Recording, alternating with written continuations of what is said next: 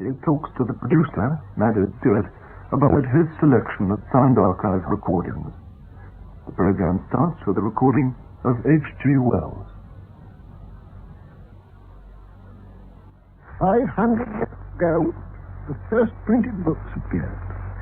That marked the culmination of a long series of inventions and innovations.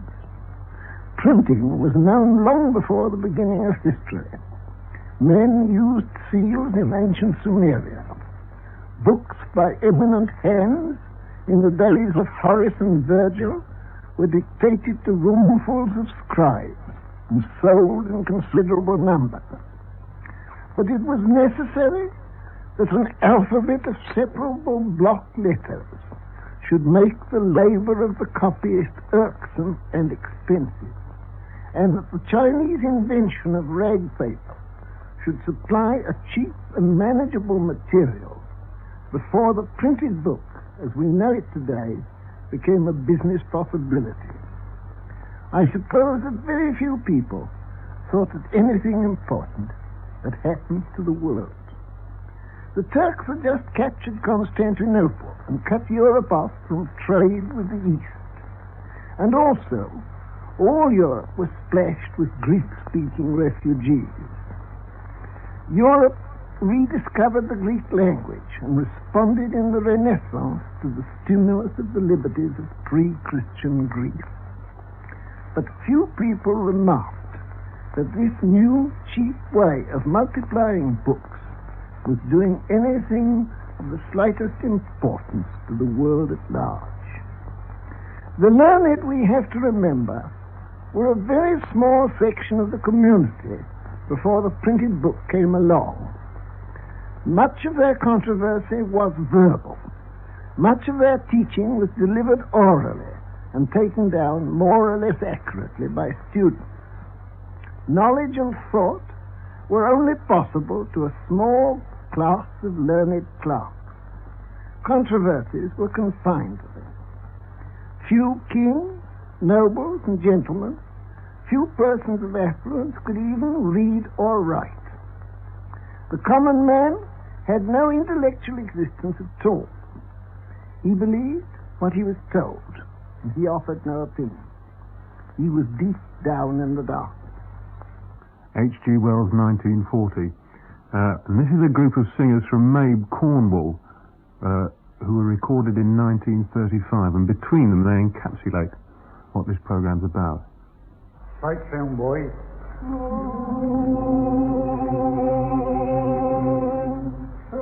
Sound your instruments of joy. Sound your instruments of joy.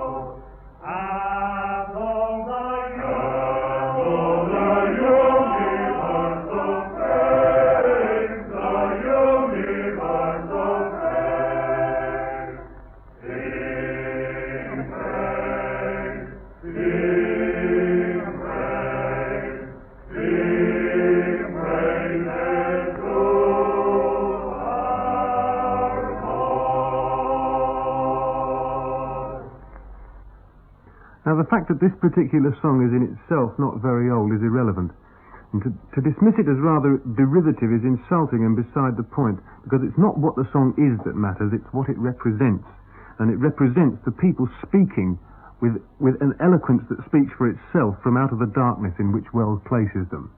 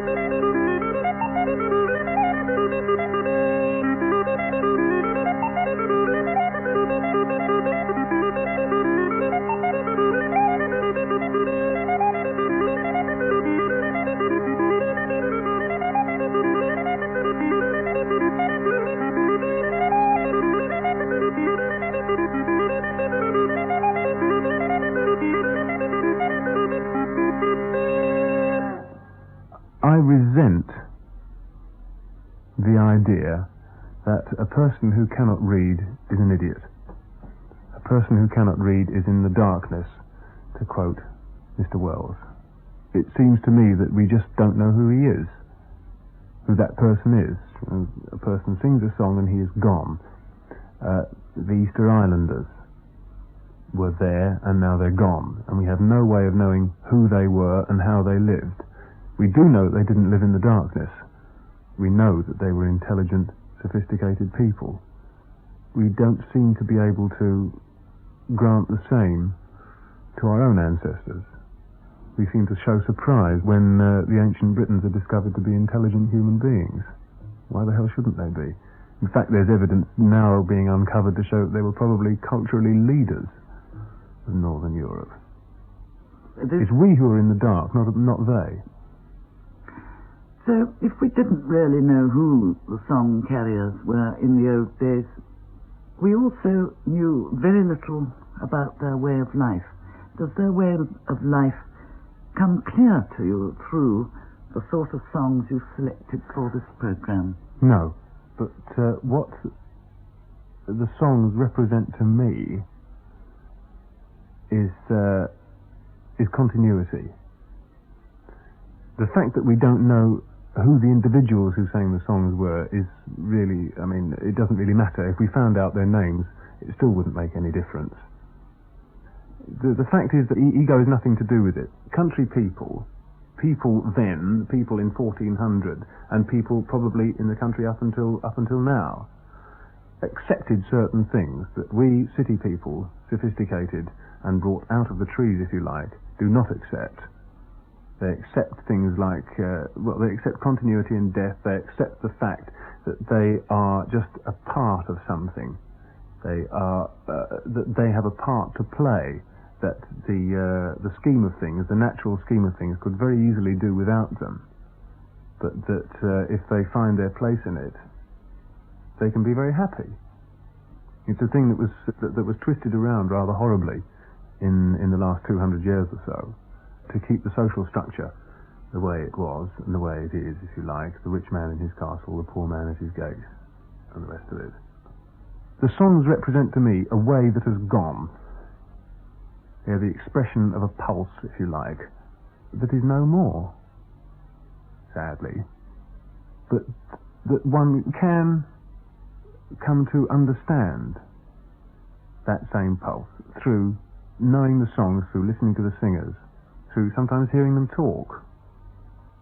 Now he talks about going abroad,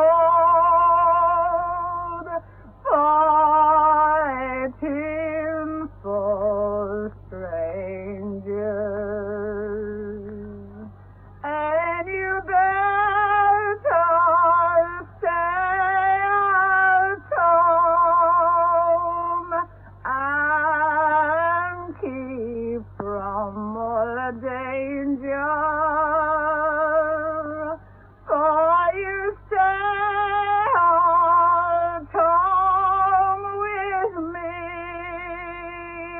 my dearest, you all, and you stay at home with me, and don't through the cross. My true love's gone across the sea, gathering fine roses. My true love's gone across the sea, with his cheeks like roses. I'm afraid That was Phoebe Smith. Now, if the common man was indeed in the dark, then it's remarkable what he managed to achieve. And if it's remarkable what one can achieve from nothing without books, then that in itself is the wonder of tradition. Now, it operates contrary to reason as we would accept it, for in among our traditional music, our store of traditional music, there is the good, the bad, and the indifferent. And in among what we have lost, there has been the good, the bad, and the indifferent. There is no pattern which helps us to account for that. Now here's Charlie Scamp doing an imitation of just about everybody from Mario Lanza through Gigli to Donald Pears and Engelbert Humperdinck. Cambridge, I dwell bread and bone. In Cambridge, I dwell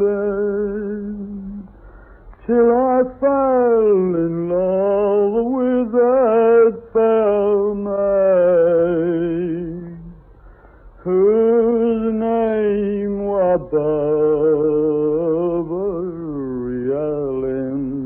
Helen, whose name was Helen. Her lion to the mountain. What one is left with, however, is an overwhelming sense of identity, greater than that which could be imparted by 1,000 towers of London or Westminster Abbeys or their like. Now, the music of tradition is the expression by ordinary people of continuity, of the need to fit in with the natural scheme of things, the idea that as a link in a chain, they can find their place. Now, it's an idea that has been grossly abused. Grossly abused, it led to the idea that God in his infinite wisdom ordained everything, including one's place in society.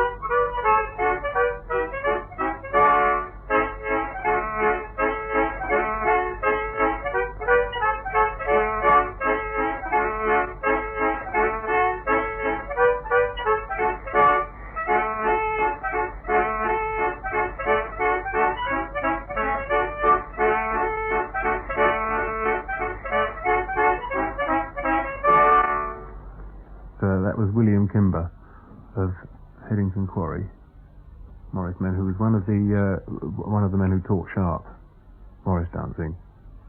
Tradition operates contrary to reason, doesn't it?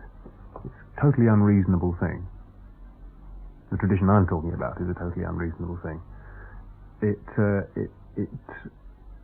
drops things that must have been beautiful. We have little fragments of songs that must have been beautiful songs, and they got lost for some reason. Nobody knows why. Somebody listened to them and just didn't take. So they were lost, and frequently a load of old rubbish is kept. And there's no pattern which can help you account for it. What I find that annoys, the history will not tell you the truth. You get more of an idea of what people did, or people are likely to do, from listening to a song, to a traditional song. For instance, if you hear the story of General Wolfe. General Wolfe sailed up the St. Lawrence, climbed the heights of Abraham, and bashed up the French. Great.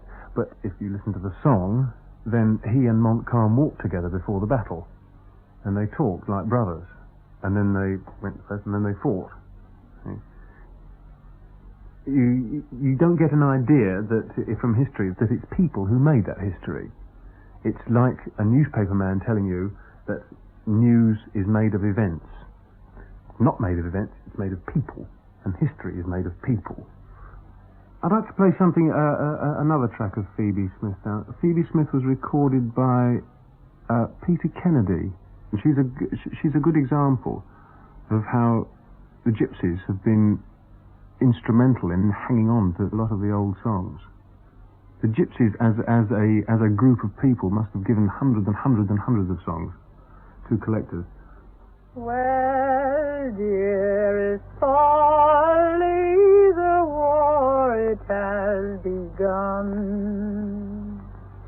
and I will march along by the beating of the drum. Come, dress yourself and all your best, and came along with me. I'll take you to the war, my love, in Naya, Germany. I'll buy my Polly a pony, and only she shall ride. I'll buy my Polly a pony to ride all by my side. We'll stop at every alehouse and drink when we get dry. We'll be true to one each other and get married by and by. Now, tradition is one of those perpetually abused terms, poor thing. It either connotes a very well-organised network of tourist traps masquerading as castles and such like, which are in reality massively profitable outlets for the ice cream and postcard industry, or it's used by politicians masquerading as historians who talk of, quote, our British tradition of democracy, unquote. Now, tradition or heritage, or call it what you will, is what gives people their identity. Now, lest this should seem to have taken the form of a lengthy espousal of the cause of a noble savage, I hasten to insist that it isn't.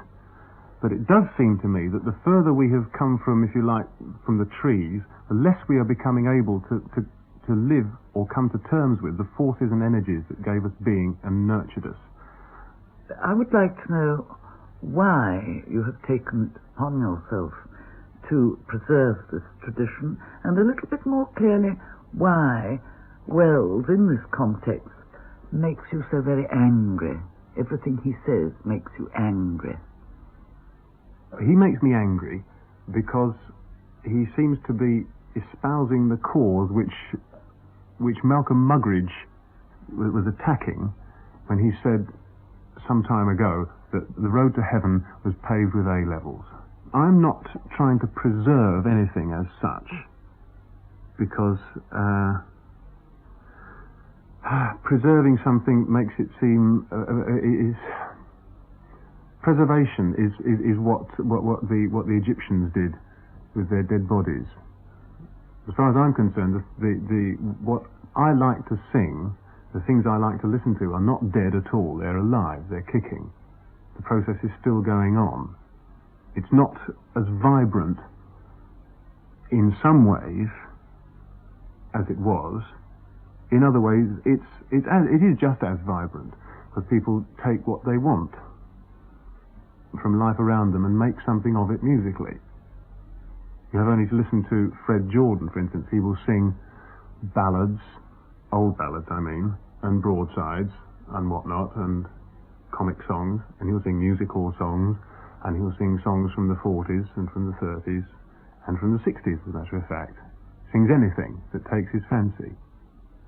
But he learned. Spells the doom of that oral tradition. It's finished then. That possibly so, but it is only. But I don't think that there's anything wrong as such. I mean, obviously, there's nothing wrong with a book. What a thing to say. I don't think the damage was done by the invention of the book, because the book in itself is a tool. The recording machine is in itself a tool. But it makes everything easy. You can just pack it all away and forget about it. And this is what happened. Well, now, might we hear this crucial sentence of H.G. Wells again? Europe rediscovered the Greek language and responded in the Renaissance to the stimulus of the liberties of pre-Christian Greece. But few people remarked that this new, cheap way of multiplying books was doing anything of the slightest importance to the world at large. The learned, we have to remember, were a very small section of the community before the printed book came along. Much of their controversy was verbal.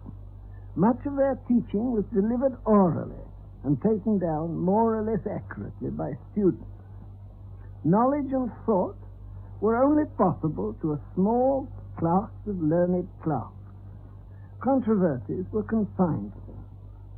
Few kings, nobles, and gentlemen, few persons of affluence could even read or write. The common man had no intellectual existence at all. He believed what he was told, and he offered no opinion. He was deep down in the dark. It seems to me that before the book, people found permanence in continuity, in being a link in the chain. An early dance band, whether it was a court band or a village band, would probably teach a newcomer in the same way as ceilidh bands do today, which is they put them in the back row until they learn the tunes, and then they gradually bring them forward into the front line. Right? Now, the advent of the book consolidated a different angle, and instead of finding a sort of permanence through continuity, things were written down for good and all, and the continual process as such stopped dead. And now appears the idea of copyright, of the individual man taking credit where it did not seem necessary before, and what happens is what might be described as the death of selflessness in self-expression, and that's not such a paradox as it seems. Because traditional music is probably the last living relic in these islands of that idea, or the last living relic, full stop, of that idea. Now, no one can doubt the individual brilliance of many traditional performers, nor can one doubt that they are a part of something much bigger. People's insistence on being dignified by anything and everything that they do. That is, anything and everything that people do is remarkable. And that includes, but it is not by any means confined to, reading and writing.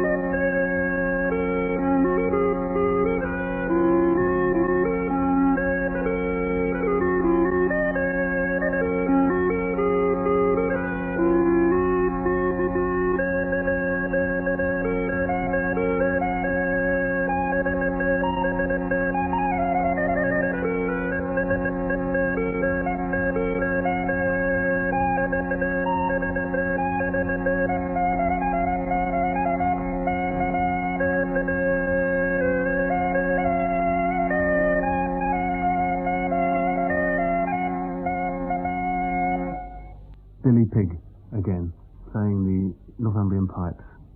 Billy Pigg was the most recent in a long line of virtuoso pipers from Northumberland. He died about 5 years ago now. Now, the inanity of Wells's statement that the common man believed what he was told could only be matched by a counter-statement that the only difference now is that perhaps he believes what he reads. But it's surely not true to say that people think more for themselves with books than without.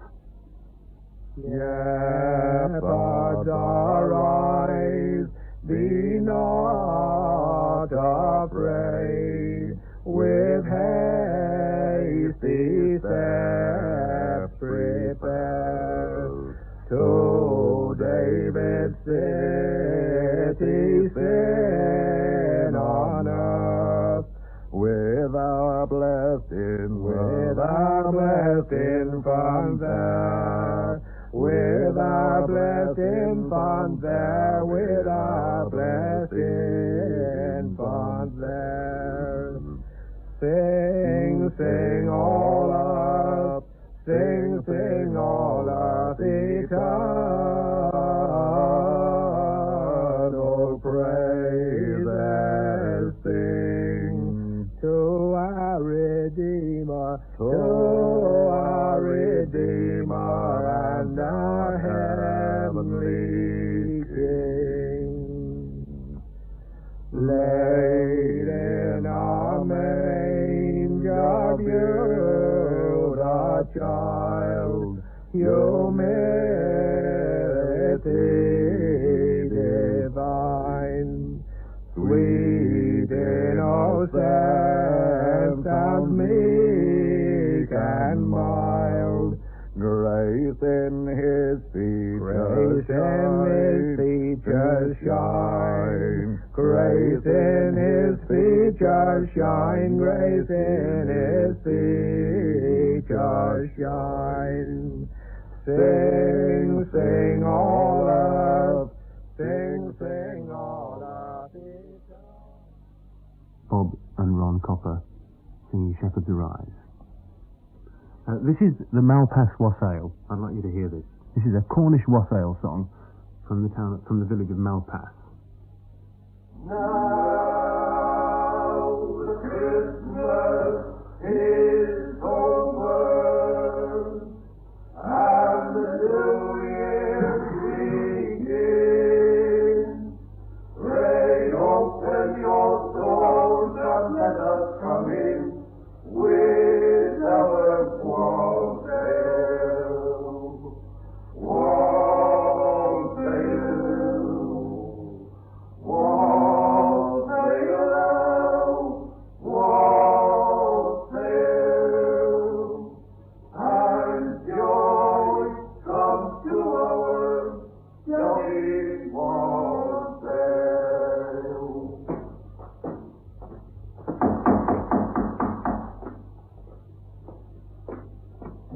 Compliments this season to you all. Thank you.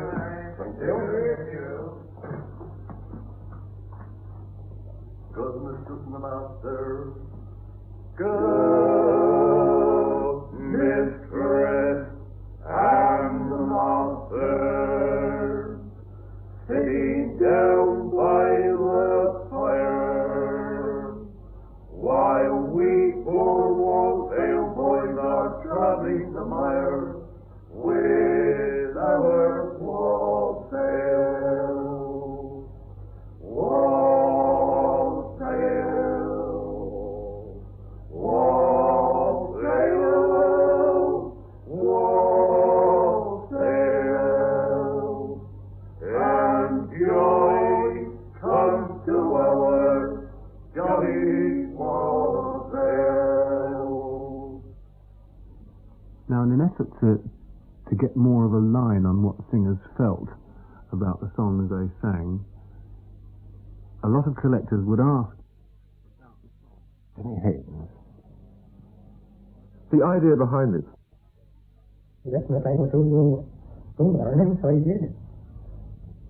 Now, it's worth noting there, if you like, out of everything else, he says, I heard this song first in the summertime. Some Locks and gypsies were camped by us, and I heard them singing the song, and I said, I'd like to learn that song. And they said, well, you listen along a time or two, and you'll soon pick him up. So I did.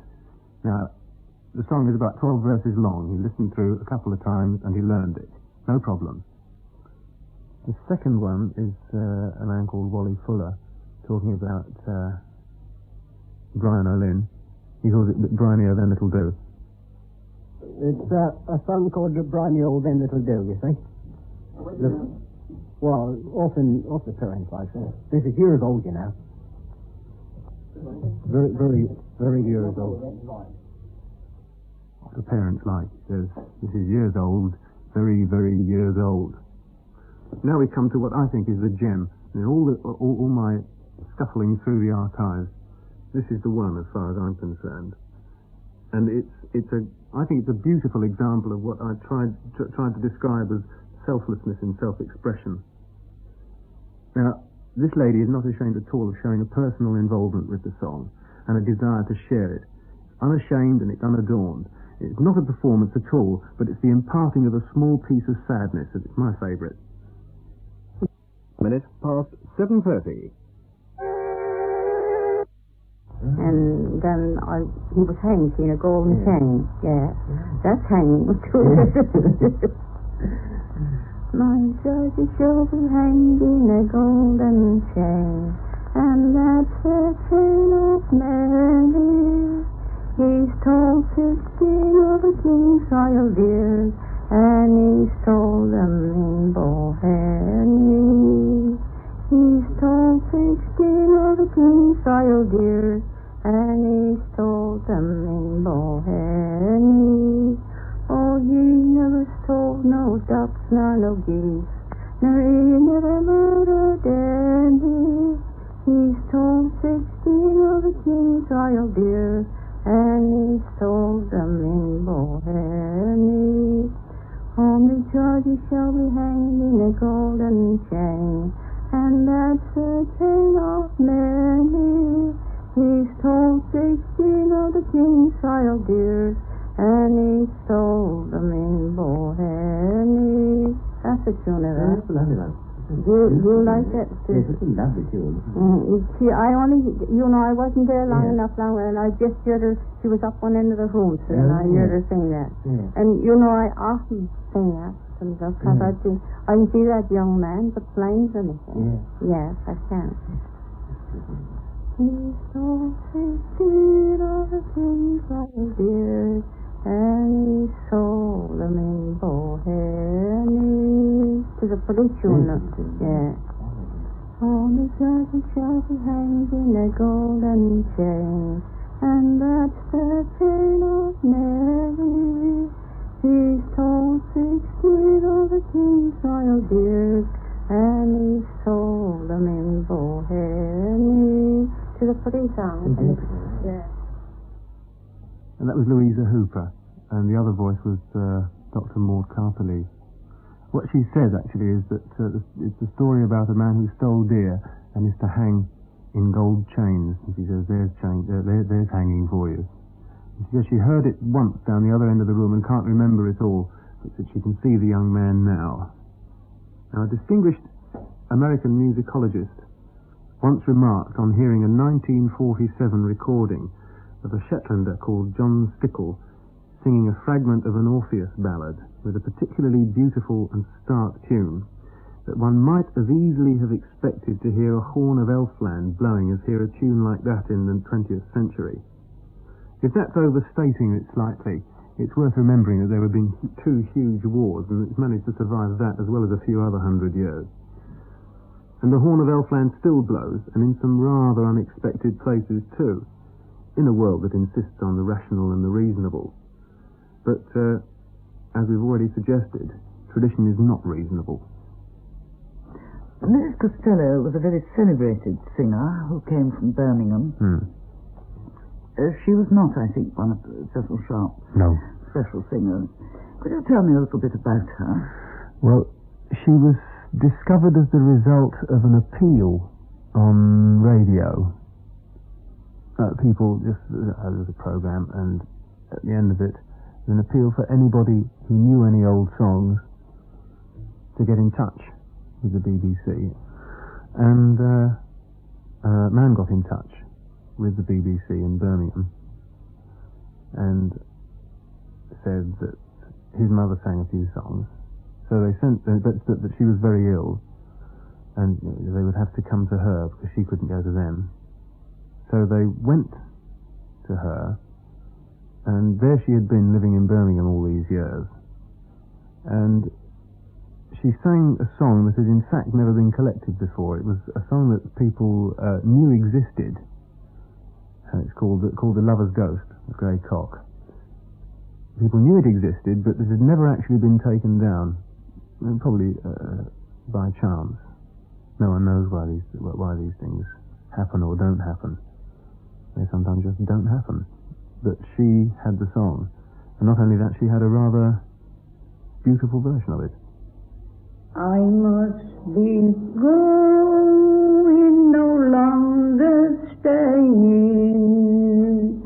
The burning Thames I have to cross. Oh, I must be guided without a stumble into the arms of my dear lass. When he came to his true love's window, he knelt down gently on a stone, and it threw a penny whispered slowly, my dear girl, are you alone? She rose her head from her down soft pillow, and snowy where a milk-white dress say no zeros there at my bedroom window, disturbing me from my long night's rest.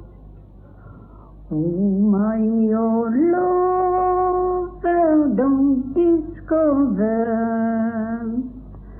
I pray you rise, love, and let me in, for I am fatigued out of my long night's journey. Besides, I am wet into the skin. Now this young girl rose and put on her clothing, till she quickly let her own true love in.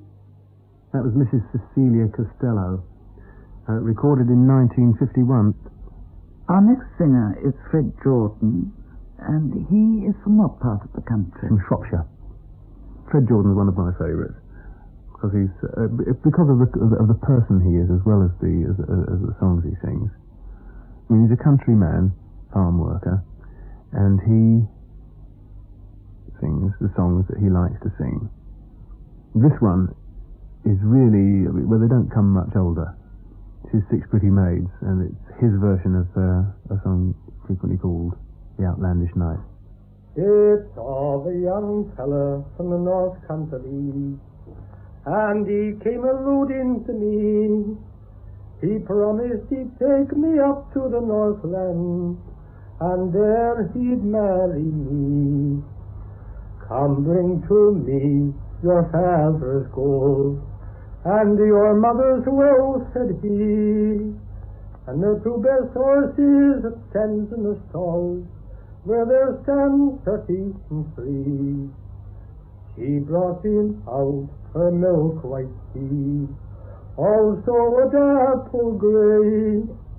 Many miles they rode till they reached the sea, so long before it was day. Come light, from off your steed, deliver him now unto me. For 6 pretty fair maids I have drowned here, the 7th one you shall be. Come strip me of your fine silken clothes, and all your jewels, said he, for better I sell them for what they are worth, than they rot with you under the sea. Oh stay, you false-hearted man, and turn your head, said she, for not fitting it is that a ruffian like you a naked lady should see. Now, if experience is the accumulation of sorrow, then happiness may come in the imparting of that experience. It seems to me that whatever we do is against that. The seasons go round; it's all done again and again and again and again and again. It seems to me that we are losing too much. We're losing much too much. A lot of what we need is found in those songs. Our identity is in those archives. But it does strike me that, well, when we've locked all our animals up in zoos and locked all our gods up in churches, we'll have forgotten who we are.